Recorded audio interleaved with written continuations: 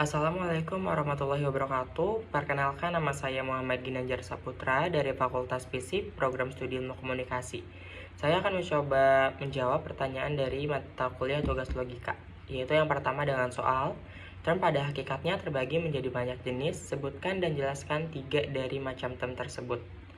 Dan juga berikan contohnya, yaitu saya mengambil yang pertama, term konkret dan abstrak.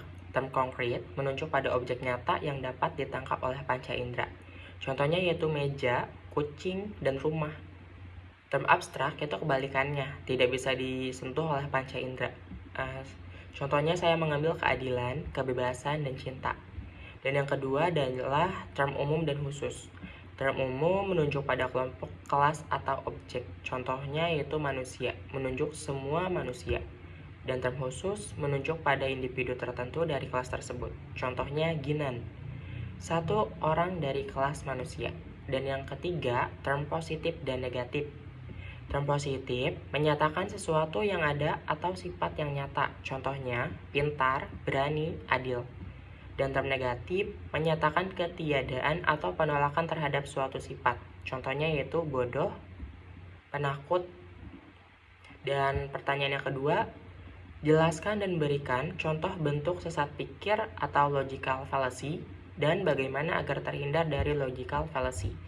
Pertama, definisi terlebihnya dahulu. Logical fallacy adalah bentuk kesalahan dalam penalaran dan tampaknya logis tetapi sebenarnya cacat dalam logika. Logical fallacy dapat mengaburkan kebenaran dan membuat argumen tampak meyakinkan padahal salah. Contoh bentuk logical fallacy yaitu yang pertama ad hominem atau serangan terhadap pribadi.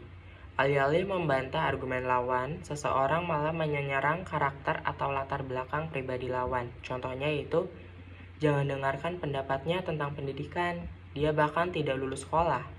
Dan yang kedua yaitu strawman atau menyederhanakan argumen lawan untuk menjatuhkannya. Membuat versi lemah dari argumen lawan lalu menyerangnya. Contohnya, perkataan A, kita harus mengurangi penggunaan plastik sekali pakai. Dan B pun menjawab, jadi kamu ingin semua orang hidup tanpa plastik? Sama sekali, itu mustahil. Cara menghindari logical fallacy yang pertama yaitu pahami jenis-jenis fallacy umum seperti ad hominem, strawman, false dilemma, dan sebagainya. Kedua, fokus pada argumen bukan orang. Dan ketiga, gunakan logika, formal, bukti objektif dalam menyusun argumen. Berikut jawaban yang saya berikan, semoga bisa dikoreksi oleh tutor. Terima kasih sebelumnya. Assalamualaikum warahmatullahi wabarakatuh.